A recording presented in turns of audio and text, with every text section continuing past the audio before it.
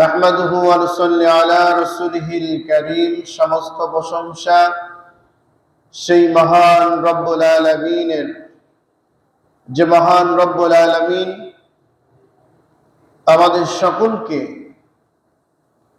সুস্থ রেখে, ভালো রেখে দ্বিতীয় স্বাধীনতার পর তৃতীয় জুম্মার নামাজের উদ্দেশ্যে মসজিদে এসে কোরআনে কারিম থেকে কিছু কথা বলার এবং শোনার সুন্দর এই পরিবেশে বসার তৌফিক দান করলেন। রব্বুল আলামিনের দরবারে শুকরিয়া আদায় করছি, সকলে বলছি আলহামদুলিল্লাহ। আর শুকরিয়া আদায় করছি যে আল্লাহ রব্বুল আলামিন অসংখ্য অগণিত মানুষদের ভিতর থেকে বেছে নিয়ে কোরআনে কারিমের বিশেষ বিশেষ বিষয়গুলা মাথায় রেখে আল্লাহর জমিনে আল্লাহর দ্বীন প্রতিষ্ঠিত করার সৈনিক হিসাবে আমাদেরকে সুযোগ দিয়েছেন, কবুল করেছেন। ইচ্ছায় অনিচ্ছায় আমরা আপদে বিপদে সকল সময়ের জন্য আল্লাহ রাব্বুল আলামিনের পক্ষে, স্বৈরাচার বিরুদ্ধে সকল সময় সোচ্চার থাকার জন্য যে আল্লাহ রাব্বুল আলামিন আমাদের তৌফিক দিয়েছেন, রাব্বুল আলামিনের দরবারে আবারও শুকরিয়া আদায় করছি, সকলে বলছি আলহামদুলিল্লাহ।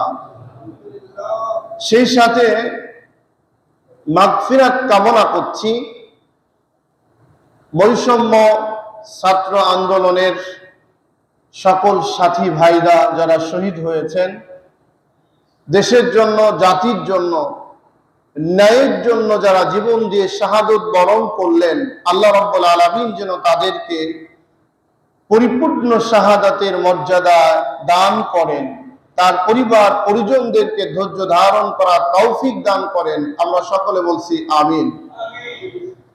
সেই সাথে আমরা ধিক্কার জানাই, আমরা ঘৃণা চিত্তে আল্লাহ রাব্বুল আলামিনের কাছে প্রতিবাদ জানাই।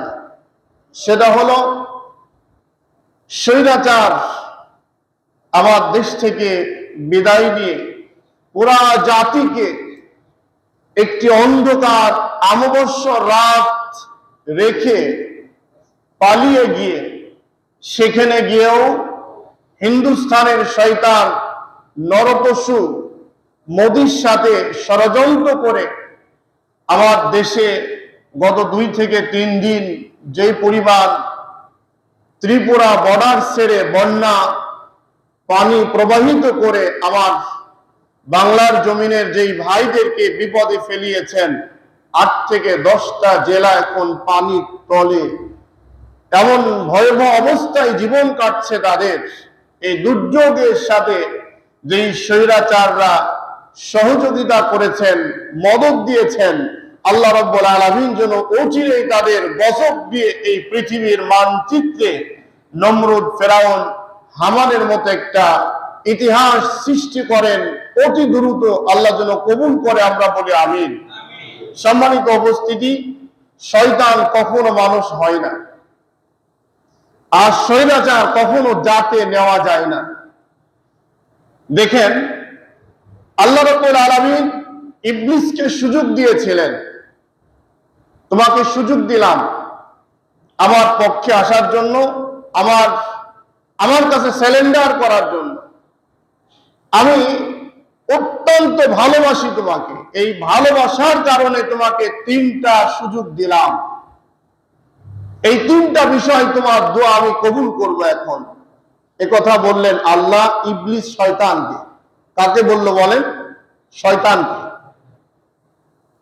আল্লাহ সুযোগ দিলেন।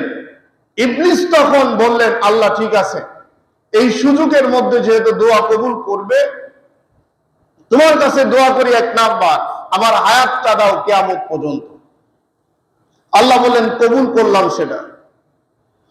2 নাম্বার হলো, আমি তোমার প্রত্যেকটা বান্দা বান্দিকে আমি ধোঁকা দিব, সামনে পিছনে ডানে বামে চতুর্দিক দিয়ে আমি তোমার গোলামকে বান্দাদেরকে ধোঁকা দিব, আমাকে সেটা কবুল করো। আল্লাহ সেটাও কবুল করলেন। এরপরে আল্লাহ বললেন, আল্লাহ আমাকে অদৃশ্য বানিয়ে দাও যাতে আমাকে কেউ দেখতে না পারে। আল্লাহ সেটাও কবুল করলেন। ঠিক তদ্রুপ বাংলার স্বৈরাচার যারা, আল্লাহ পতন দিয়েছেন, তাদের গজব দিয়েছেন।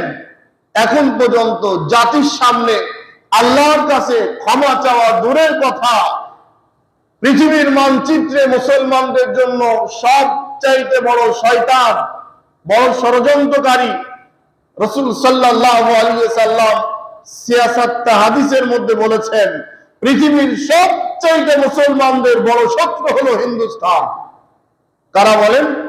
হিন্দুস্তানের ওই কাফেরের বাচ্চাগুলা, এই নাস্তিক নরপশুরা।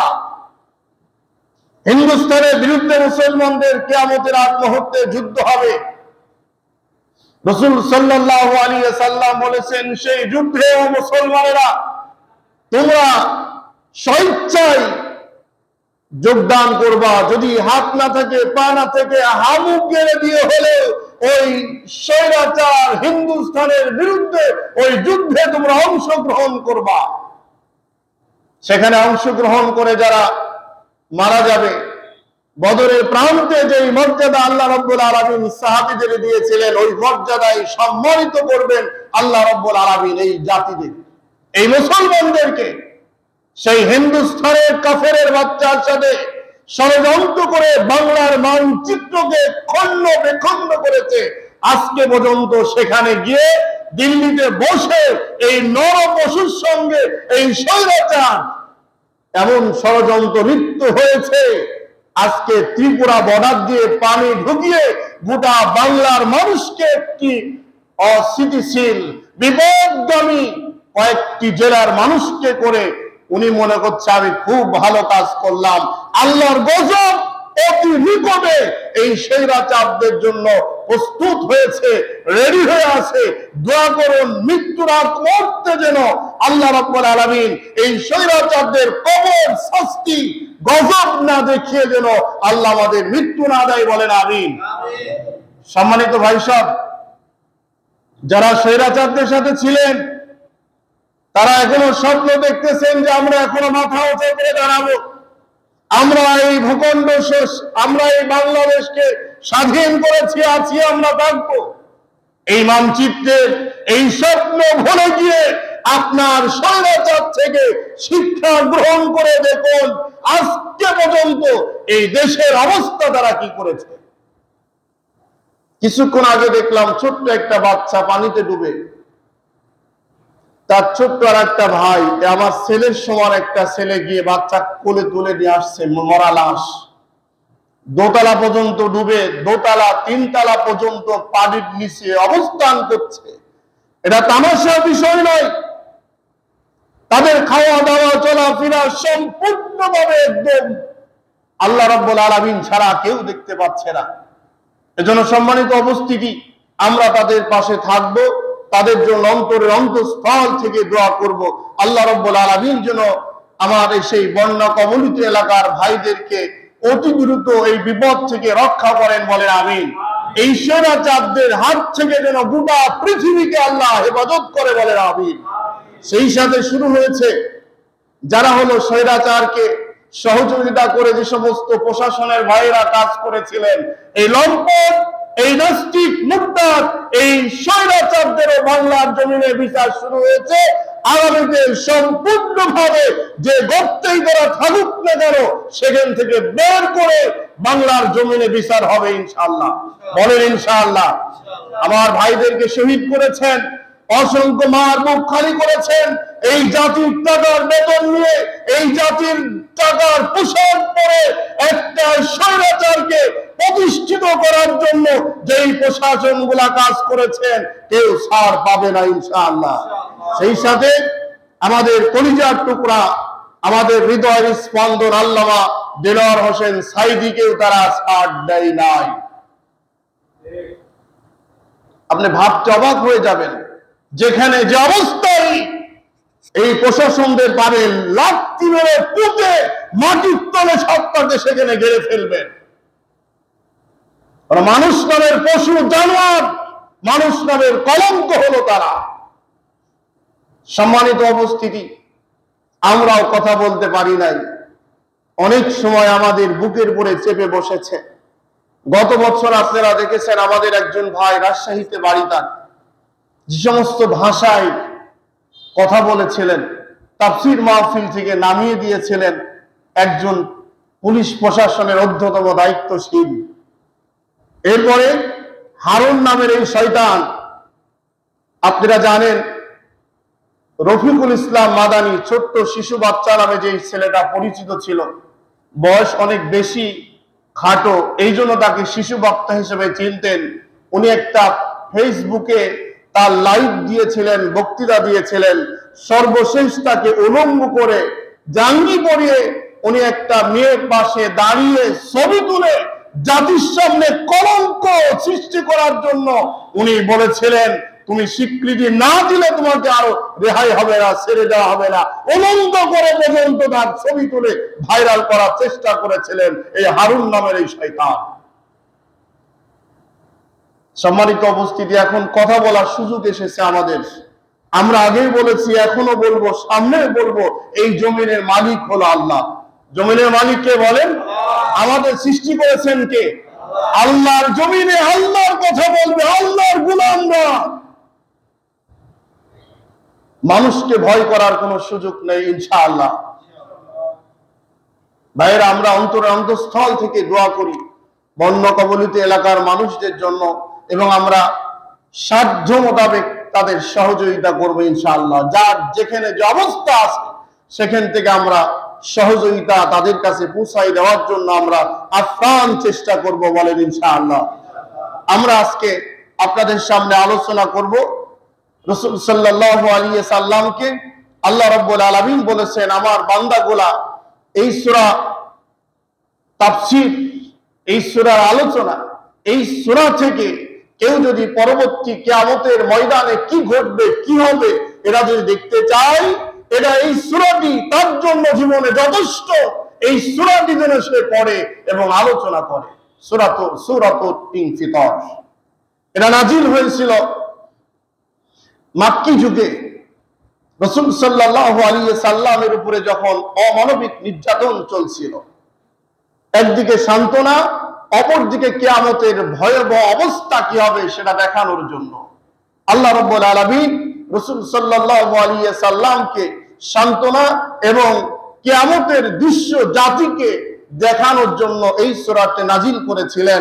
আজকে থেকে মোটামুটি 1500 বছর আগে এই সূরাটি বর্তমান প্রেক্ষাপটে এসে দেখা যাচ্ছে আমাদের জীবনের সাথে একই মিল হয়ে যাচ্ছে।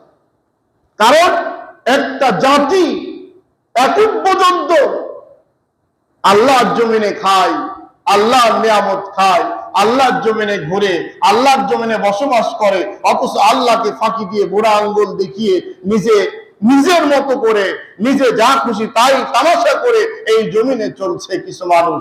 আছে না নাই বলেন? কিসের তামাশা? তুমি কিসের তামাশা করো? এই তামাশা কেন? এই পৃথিবীতে ছোট্ট একটা পিঁপড়া তৈরি করার মতো, ওই পিঁপড়াকে নিয়ন্ত্রণ করার জন্য, ওই পিঁপড়ার খাদ্য গুছানোর জন্য পৃথিবীর কোন মানুষের ক্ষমতা কি আছে বলেন? মনে করতে পারেন ছোট্ট একটা পিঁপড়া খাই কষ্ট, ও কোনো ব্যাপার না। এটাই যদি মনে হয়, একটা পিঁপড়ার ওজনের চাইতে কয়েক গুণ বেশি একটা চাউলের ওজন, একটা ভাতের ওজন। একটা ভাতকে পিঁপড়া উঁচা করে নিয়ে চলে যাচ্ছে, এরকম দৃশ্য দেখছেন তো? দেখেননি বলেন? পিঁপড়ার চাইতে ওজন বেশি,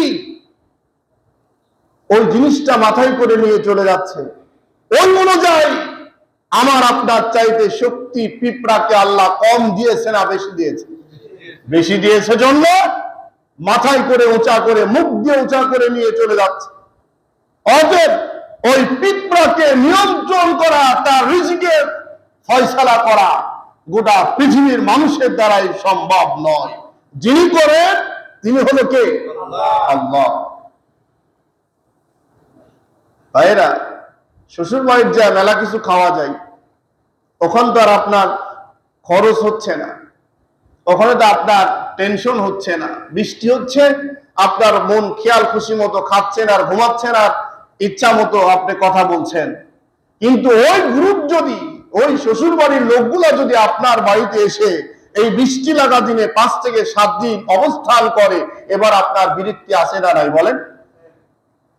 প্রকাশ্যে বলতে না পারলেও আপনি নানান ভাবে নানান ক্ষোভ ভিতরে আপনার স্ত্রীর কাছে আপনি ক্ষোভ প্রকাশ করবেন। এই যদি হয়, আর যুগ যুগ ধরে যে আল্লাহ রব্বুল আলামিন আপনাকে খাওয়াচ্ছেন পড়াচ্ছেন, যে রব্বুল আলামিন আপনাকে এত সুবিধা দিয়েছেন, আল্লাহর হুকুম না মেনে গোলামি না করে আল্লাহর ইবাদত না করে আল্লাহকে বুড়ো আঙ্গুল দেখিয়ে স্বৈরাচারদের পিছনে আপনি যখন যান, আল্লাহ কি বিরক্ত বোধ করে কিনা বলেন? করেন, কিন্তু আপনাকে ছেড়ে দিয়েছেন, ছাড় দেন নাই। আলাইসাল্লাহু বিআহকামিল হাকিমিন, তিনি হলো বিচারের মালিক। বসবেন জজ ব্যারিস্টার, তিনি একাই থাকবেন। ওই দিনকে আপনার কত ধানে কত চাল, ওই দিন আপনাকে আল্লাহ দেখাবেন ইনশাআল্লাহ। এজন্য আসুন, এখনো ভালো হওয়ার সময় আছে, ভালো হয়ে যান, সোজা হয়ে যান। এখনো সরল পথ আপনার সামনে অপেক্ষা করছে আপনার জন্য। ওই সরল পথে চলে আল্লাহর ইবাদত বন্দি করে, এক আল্লাহর দাসত্ব করে, নিজের জীবনকে কুরবানি করে আল্লাহর সন্তুষ্ট অর্জন করে এই পৃথিবী থেকে যাওয়ার সিদ্ধান্ত গ্রহণ করুন। আল্লাহ যেন তৌফিক দান করে, বলেন আমিন। আল্লাহ রাব্বুল আলামিন বলেন, إذا السماء انفطرت وإذا الكواكب انتثرت وإذا البحار فجرت।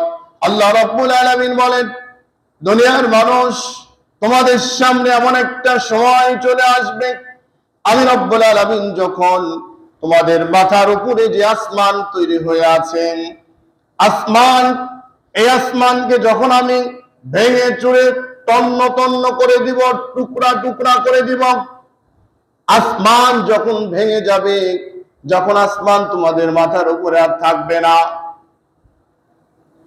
তারকাগুলাকে আমি রব্বুল আলামিন যখন শেষ করে দেব, চন্দ্র সূর্য আর কোনো কিছু যখন তোমাদের সামনে থাকবে না, আমি রব্বুল আলামিন সমস্ত সাগর মহাসাগর গুলাকে যখন আমি শেষ করে দেব, আল্লাহ পারবেন তো ইনশাআল্লাহ?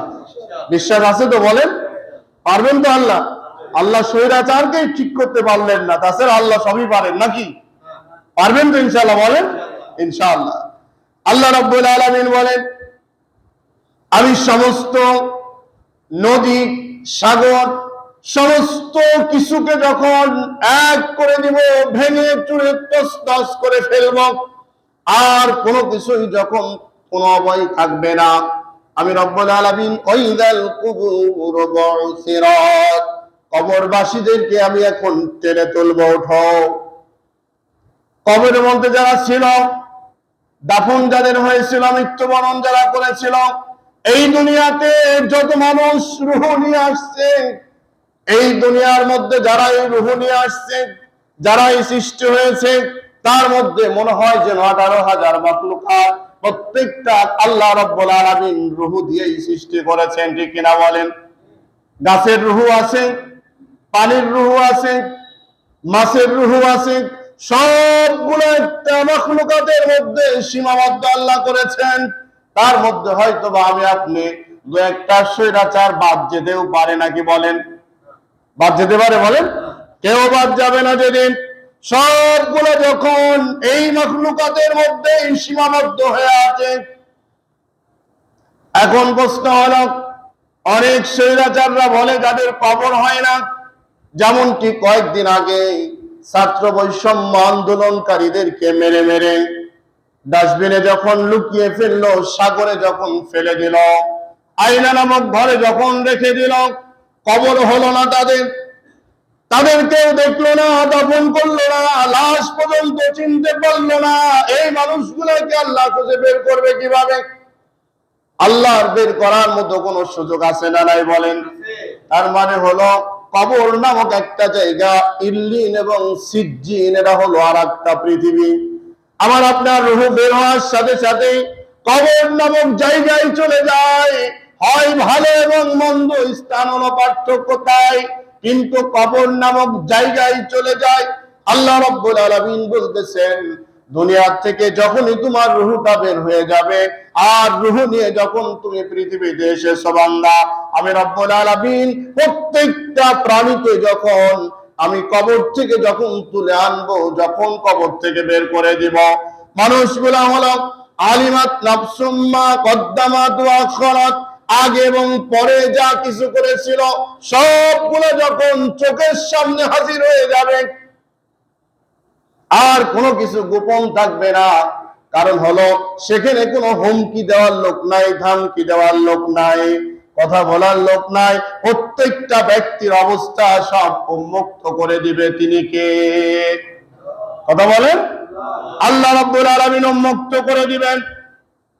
দুনিয়ার মধ্যে আমরা অনেক সময় বিগত 18টা বছর যাবৎ কথা বলতে বন্ধ করে দিয়েছিল, ন্যায় অন্যায়কে ভালো চোখের সামনে বলা বন্ধ করে দিয়েছিল, আয়না নামক ঘরের মধ্যে 8 থেকে 10 বছর বন্ধ লুকিয়েছিল। কয়েকজন শয়তান জানতো, তার মধ্যে হলো হারুন নামক একটা শয়তান। এই শয়তানটা জানার পরেও যতগুলা প্রশাসন তাদেরকে সহযোগিতা করেছিল জানতো। আল্লাহ রাব্বুল আলামিন বলেন, দেখি এই কিয়ামতের দিন তাদেরকে হাজির করতে পারবে কিনা, পারবে কিনা, কথা বলেন। সেদিন কি আবার কেউ কেউ ঠিকই আছে, হ্যাঁ ঠিক আছে, শাস্তি যা দিছে ঠিক করছে। এই দেশে এমন নরপশু আছে, আল্লামা দেলোয়ার হোসেন সাঈদীর ফাঁসির পরে, রায় হওয়ার পরে এই বাংলার জমিনে মিষ্টি বিতরণ করেছে নামধারী নামাজি মুসলমান, আছে না নাই বলেন? পৃথিবীর শ্রেষ্ঠ একজন আলেমের নামে তুমি মিষ্টি বিতরণ করছো, এই মিষ্টি তোমার গজবের কাঁটা হয়ে যাবে কিয়ামতের দিন। কিভাবে সম্ভব তোমার দ্বারা মিষ্টি বিতরণ করো? আমার এলাকায় অনেক পরিচিত একজন ম্যান হাজি, উনি মসজিদের ইমামকে দিয়ে মিলাদ পড়ালেন। আমরা যখন জানলাম, জানার পরে আমি পরিষ্কার ভাষায় সেই সময় বলছিলাম, এই শয়তান, ওনার সামনেও বলছিলাম, এই স্বৈরাচার যদি কোনোদিন মৃত্যুবরণ করে আমাদের আগে, এই দাফন কাফন কোনো আলেম যেন না যায়, এবং যদি যায় তার উপযুক্তমূলক জবাব দিতে হবে। আল্লাহর কি কাম, আল্লামা দেলোয়ার হোসেন সাঈদীর আগেই তিনি ইন্তেকাল করলেন। বিশ্বাস করুন, এমন একটা লোক তার জানাজা করলো, সূরা ফাতিহা ঠিক মতো পড়তে পারে কিনা সন্দেহ। যেমন কুত্তা অমন নোংরি হওয়া দরকার। তোমার মতো একটা শয়তান মিষ্টি বিতরণ করা জায়গার খোঁজে পাও নাই। আজকে গোটা বাংলার জমিনের একটা এলাকা পানির মধ্যে অবস্থান করছে, এখানে টান